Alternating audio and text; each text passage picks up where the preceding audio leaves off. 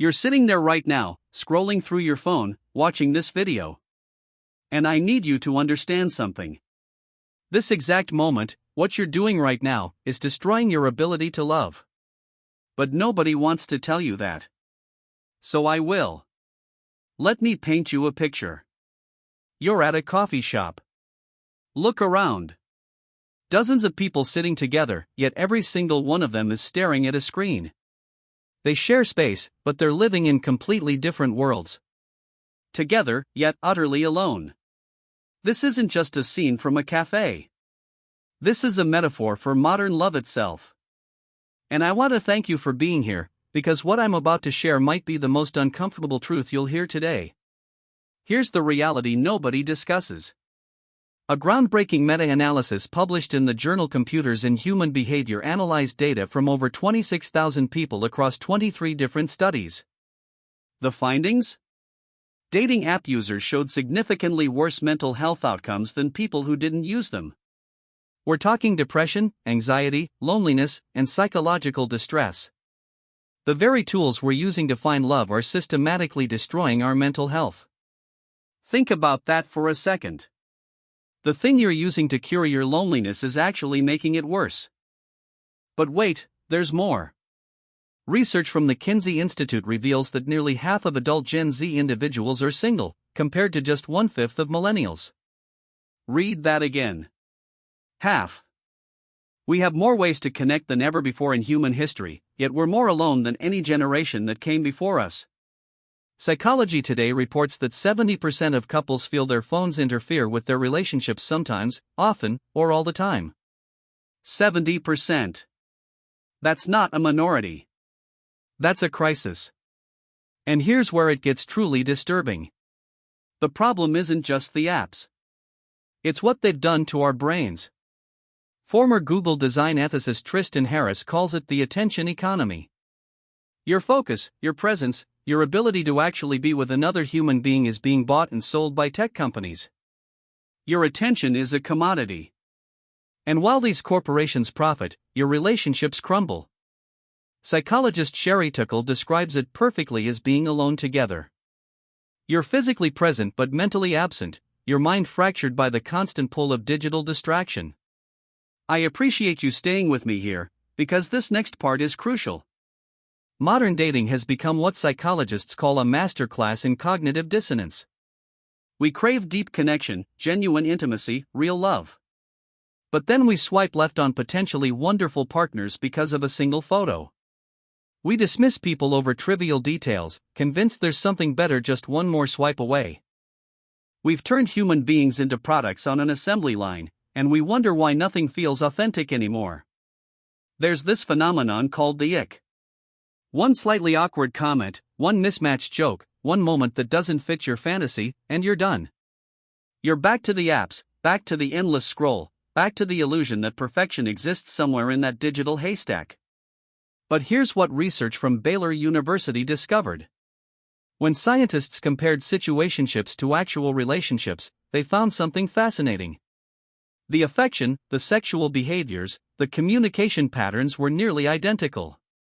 So what was different? Commitment. The willingness to choose someone and stick with that choice even when it gets difficult. Let me share something that might shock you, and I respect your intelligence enough to give you the raw truth.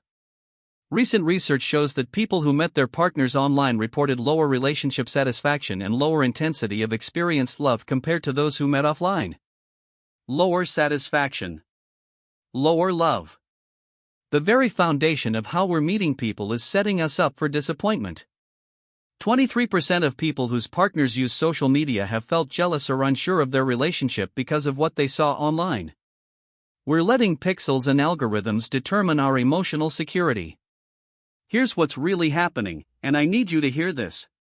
We've created what philosopher Zygmunt Bauman called liquid relationships. Everything is temporary, everything is disposable, everything can be replaced with one more swipe. We have infinite options, and that infinity is paralyzing us. Psychologists call it the paradox of choice. The more options we have, the less satisfied we are with our decisions. You could be with someone incredible right now, but you're not, because your brain keeps whispering that maybe, just maybe, there's someone better out there. And thank you for staying with me through this difficult conversation, because the next part offers hope. Lady Gaga, one of the most successful artists in the world, surrounded by thousands of fans and industry professionals, admitted in a documentary that she feels profoundly alone. She said, "All these people will leave, and then I'll be alone. From everyone touching me and talking at me all day to total silence." If someone with that level of connection feels isolated, what does that tell you about the quality of our modern connections? Ed Sheeran doesn't have a phone. Dwayne "The Rock" Johnson said the most valuable things in life come from being present, not from the phone, not from work, just being there for the people who matter. These are people who could have any connection they want, and they're choosing to disconnect from the digital noise to reconnect with what's real. Research from Growth Distillery and Medibank found that 1 in 4 millennials and Gen Z individuals report loneliness as a daily stressor. Daily. This isn't occasional sadness. This is a chronic condition affecting a quarter of young adults every single day. And you know what the primary factor is? A preference for online interactions over face-to-face engagement. We're choosing screens over souls, and we're paying the price with our mental health. So here's the truth that nobody wants to say. Real love isn't perfect. It's not filtered. It can't be swiped. It doesn't come with an algorithm match percentage. Real love is messy. It requires patience, vulnerability, and the terrifying willingness to choose one imperfect person and work through the hard stuff together. Writer Alain de Botton said it perfectly.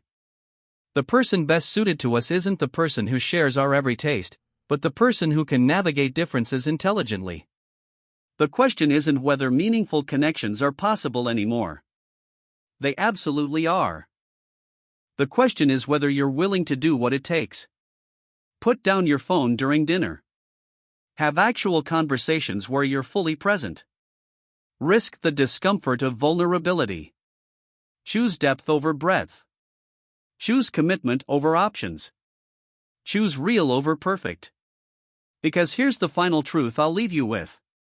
While you're searching for the perfect person through a screen, the right person might be sitting right across from you, waiting for you to finally look up.